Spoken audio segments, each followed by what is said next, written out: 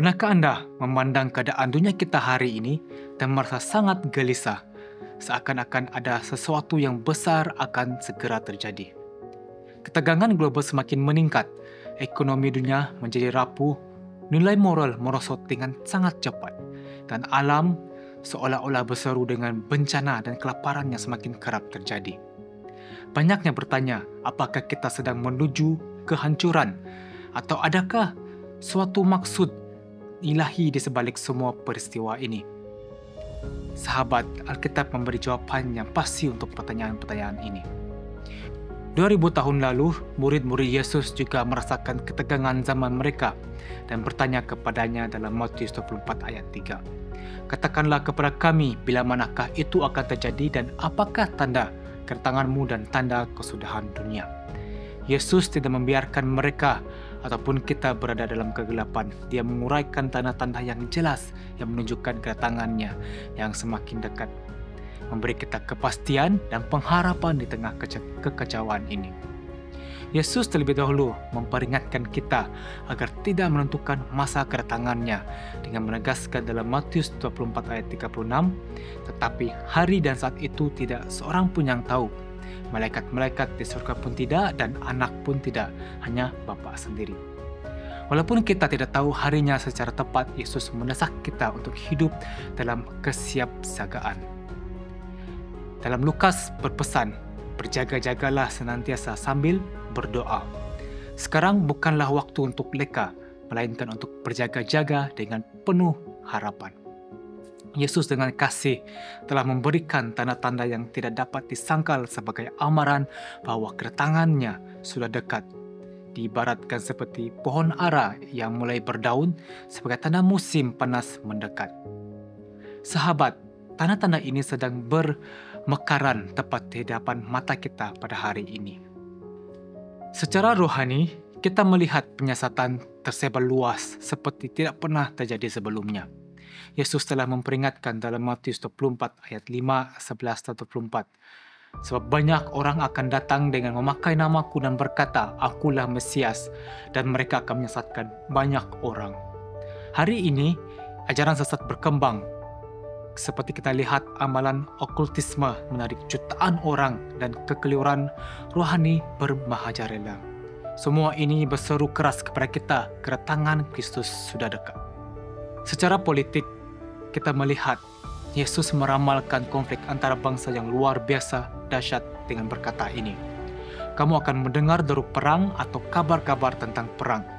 Bangsa akan bangkit melawan bangsa dan kerajaan melawan kerajaan. Ini terdapat dalam Matius 24 ayat 6 dan 7. Generasi kita telah menyaksikan kehancuran besar, 2 perang dunia, konflik antara bangsa tanpa henti, terorisme yang meningkat dan ancaman kehancuran nuklir.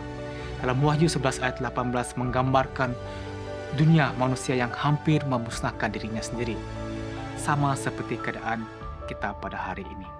Kalau kita melihat pula dari alam semula jadi, juga bersaksi tentang kedatangannya yang segera. Yesus bernubuatkan ini akan ada kelaparan dan gempa bumi di berbagai-bagai tempat. Lihatlah sekeliling, ribuan nyawa hilang setiap tahun akibat kebuluran dan bencana alam yang dahsyat, memenuhi nubuatnya dengan tepat. Kalau kita melihat pula dari sudut ekonomi, dalam Yakobus mengingatkan kita, menggambarkan dengan jelas ketidakstabilan ekonomi global yang menuju kehancuran. Hari ini kita menyaksikan hutang yang melambung tinggi, kegagalan institusi keuangan, ketidakstabilan pasaran dan ketidakpastian ekonomi di seluruh dunia. Semua ini adalah bukti nyata bahwa kedatangan Kristus semakin dekat. Kalau kita melihat secara sosial dia pula, dunia kita sangat mencerminkan keruntuhan moral seperti yang dinubuatkan dalam 2 Timotius 3 ayat 1 hingga 4. Manusia akan mencintai dirinya sendiri, tidak tahu mengasihi, lebih menuruti hawa nafsu daripada menuruti Allah. Keluarga-keluarga hancur, kekesaran meningkat, keegoisan juga, dan kenikmatan duniawi menguasai budaya kita. Segala berita utama hari ini sama seperti yang telah dinyatakan dalam firman Tuhan. Tambahan pula, Yesus membandingkan zaman ini dengan zaman Nuh. Mereka makan dan minum Mereka kawin dan dikawinkan sampai kepada hari Nuh masuk ke dalam bahtera. Ini dalam Lukas 17 ayat 26 dan 7. Jadi masyarakat hari ini yang tenggelam dalam keseronokan duniawi tetap acuh tak acuh terhadap amaran penghakiman yang akan datang. Namun, pintu bahtera belas kasihan masih terbuka pada hari ini. Namun di tengah-tengah semua tanda yang menggentarkan ini, satu cahaya pengharapan bersinar terang. Penyebaran Injil secara global dengan kecepatan luar biasa.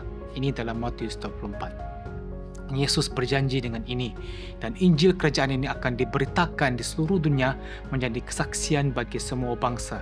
Sesudah itu barulah tiba kesudahannya. Dengan teknologi moden, berita tentang Kristus kini mencapai tempat-tempat yang dahulunya mustahil dicapai. Jadi sahabat, ini adalah bukti yang tidak dapat disangkal lagi bahawa kedatangan Yesus benar-benar semakin dekat.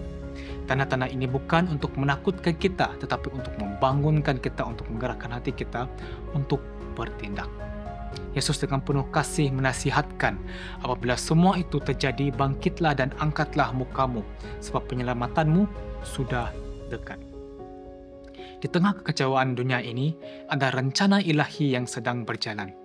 Tuhan berkuasa atas segalanya memimpin sejarah menuju kepada kedatangan Yesus yang mulia. Sahabat, kita sedang berdiri di persimpangan sejarah. Tidak pernah sebelum ini tanda-tanda nubuatan begitu jelas, begitu mendesak, begitu meyakinkan juga. Saat ini menuntut keputusan. Adakah kita akan terus lalai, teralihkan oleh perkara dunia yang sementara, atau adakah kita akan berpaling sepenuhnya hati kita kepada Juru Selamat yang bersedia untuk kedatangannya? Sekaranglah waktunya. Hari ini adalah hari keselamatan. Marilah kita memeluk pengharapan yang diberkati ini, mempercayai sepenuhnya janji-janji Yesus dan menanti-nantikan kedatangannya dengan sukacita. Dia akan datang segera. Bersedialah untuk menyambutnya dengan sukacita. Jika hari ini Anda merasakan bahawa sudah tibanya masa untuk mengambil keputusan tentang masa depan kekal dengan serius, hubungi kami melalui WhatsApp atau email yang tertera di sini atau di deskripsi di bawah. Kami ingin berdoa dan belajar bersama dengan Anda.